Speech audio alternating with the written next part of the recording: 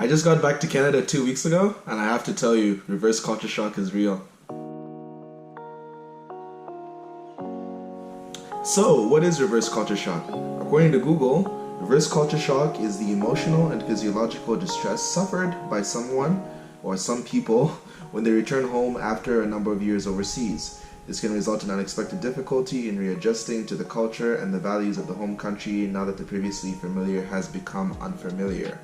So, according to that definition, I think I do meet those characteristics. I came back to Canada 2 weeks ago, and actually before coming to Canada, I was living in Korea for 1 year. I lived in Canada for 10 years, I spent a year overseas, and actually just before coming to Canada, I spent another 2 weeks in Africa.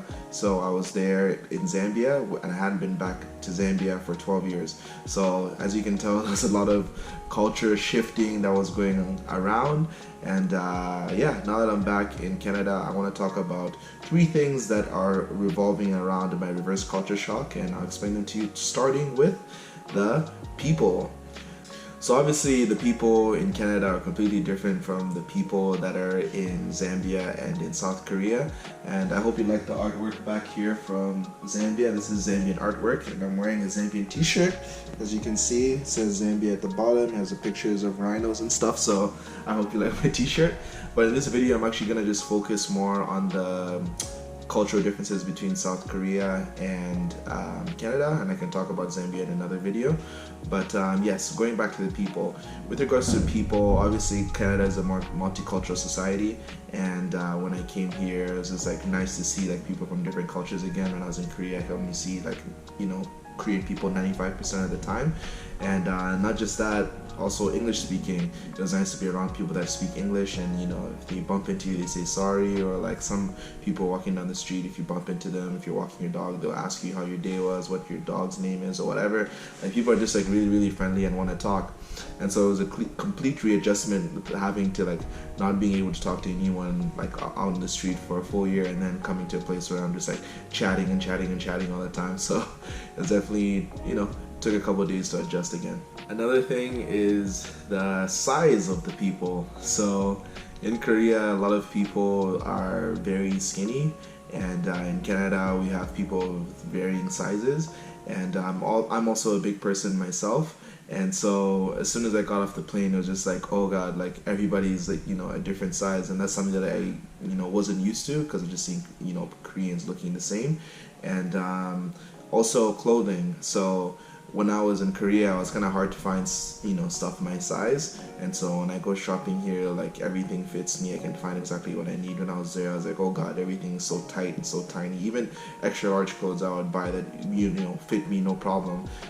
When I was in Korea and I bought extra large, I was just like, oh my god, it's not even like, it's like hugging my skin. Like I can't go outside wearing this. This is pretty brutal. Another thing I noticed too is the PDA isn't as strong in Canada than it is in Korea. When I was in Korea, like you would see so many people being all lovey-dovey and coupley with one another. And not to say that PDA doesn't exist. PDA obviously meaning public displays of affection. Not to say it doesn't exist in Canada, it does. It's just that it's to like another level where they're very cutesy, lovey-dovey with one another when they're in public, and they don't mind. And so that's definitely something I noticed. A few times actually, when I was talking to people here and they would see me from afar and they'd say like hi or whatever, or like acknowledge me from a distance, I was bowing. And so that's one thing I forgot we don't do here. It's just like, I guess I got so used to like whenever I see somebody from afar or somebody's trying to talk to me, I'll just like bow. And yeah, I don't have to do that anymore. So a second difference I want to talk about here is restaurants. So, how are Korean restaurants different from American style restaurants or Canadian restaurants? Here we, you know, pay tips when we go out to places, and in Korea they don't really do that. They don't really accept tips. Well, some places will accept them, but you're not like supposed to tip. Like they don't expect you to tip at all whenever you go to places to eat and stuff like that. And another thing too is in Canada and even in America as well, like the price that you see on certain items isn't the price that you're gonna pay. So if something's worth $10, you know, have to pay tax on top of that. In Canada, it's 13%, and so that's an additional $1.30. And then if you're at a restaurant or an establishment like that, you're gonna have to pay a tip on top of that as well. And obviously, I'm using $10 just because it's an easy number, but bills are gonna be much more expensive than that. And yeah, another thing too is when you go to Korean restaurants, they always give you side dishes for free. Like, you don't have to pay for them, and yeah, you don't get that here. One more thing is Koreans tend to eat, in a group. So they'll have, bowls of different things, and then everybody just has their chopsticks, and then they go and they eat from different stuff from each dish. So obviously the way we eat here is you order what you want, and then you have one bowl of that or one plate of that, and you just eat that to yourself. And so, yeah, good thing I don't have to use chopsticks anymore. Like, I got good at using them, but back to knife and fork, and that's okay with me. One thing I will miss at Korean restaurants is that almost all the restaurants I went to had like a little button, like a bell button that you could press at your table to get a waiter or a waitress to come to your table and service you. And like here, you're gonna have to put your hand up or like call somebody like, hey, can you come over here and help me out and stuff like that. So yeah, that's definitely something that we should try and incorporate here, because it makes things definitely more efficient. So the third thing on my list here is just random miscellaneous items. And so coming back to Canada, it's nice having a car again. When I was in Korea, I didn't have a car, so I was using public transportation to get everywhere. And it's kind of nice to come here and then just, wherever I want to go, just hop in my car and go. And even though I didn't have a car in South Korea, like, the public transportation there is really, really good. And so it was nice being able to take the train or the buses or whatever other form of public transportation I wanted, or even walking.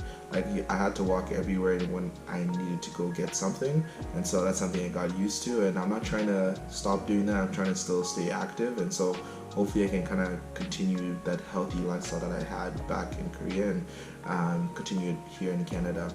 And actually, one side note, if you want to watch this video right here, it explains the differences between Canada and South Korea. It's a video I made a while ago with my friend, and yeah, that will share more information. But let's continue with other miscellaneous items. So one thing I won't miss is the heat.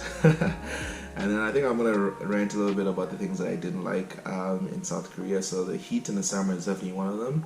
It just gets way too hot. It's maybe not even like the heat, it's more like the humidity. Like, it just gets so humid, and like, I don't know, for me as a person that isn't Korean, when I was there, like, I was sweating very easily, and it was uncomfortable because Korean people are like used to this weather, and so I'm there like, sweating, and I'm looking at my students or like, other people around me, and they're not sweating as much, and I'm like, oh god, like, I feel so uncomfortable. So yeah, Korean heat is nothing to mess with. And so I think it's the same in like that region, maybe China and Japan as well. It just gets super hot, especially around July and August. I recommend you don't go during those times. Air quality is also a problem in the country, in certain areas I should say. And so the province that I lived in was a rural province, or the most rural province in the country, and there's a lot of mountains. I think 70% or so of the province is covered in mountains. And so I didn't have to worry too much about bad air quality in that province, because obviously there's a lot of trees and the air is probably going to be better. On the west side of the country, it's closer to China, and like China puts its factories on the east side of the country, and so a lot of that pollution does tend to end up in South Korea. So you would get micro dust or yellow dust in certain seasons, which is not good. And so a lot of people would be wearing masks in order to avoid breathing in bad air. And so even though the air quality wasn't horrible, it's like much better than it is in some places in China. It's something that Koreans had to deal with from time to time, which is kind of annoying. And the last thing I'm going to rant about is the safety. And so South Korea is a very safe place, but like a lot of people fear, about North Korea and stuff like that, especially when the countries are, not doing so well at a certain period of time. Maybe the feud or like the tensions between the two countries are high. And so it's kind of nice to know that like here in Canada, you don't have to worry about stuff like that.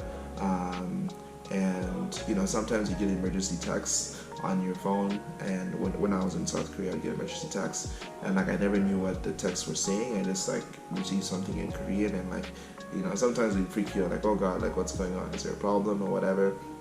and sometimes I wasn't able to like copy and paste it into a translator to see what it said. But yeah, it's kind of just nice to know that like I don't have to worry about that, or like my parents don't have to worry about anything bad going from that standpoint. But yeah, like I said, South Korea is a very safe place. It's just that I don't have to worry about those tensions anymore. And so yeah, that's pretty much it for my reverse culture shock video.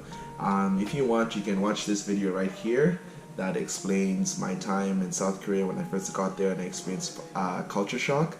And so obviously I'm talking about reverse culture shock in this video, or I talked about reverse culture shock in this video. I hope you enjoyed it, and yeah, that's pretty much it for me. Stay dreaming, stay chasing, and I'll see you in the next one. Bye bye. One thing I forgot to mention actually was marijuana. So when I was gone, marijuana was illegal, and so now I've come back to Canada, marijuana is legal now. And I noticed when I was walking around in Toronto in certain places, there's people that were smoking marijuana outside freely because it's legal. And so that's definitely something that was not common in South Korea, because it's really, really illegal there, and if you're caught doing that, then you'd be in a lot of trouble. So anyways, just wanted to mention that. Bye. So, what is reverse culture shock? According to Google, reverse culture shock is the emotional and physiological distress suffered by someone can't read.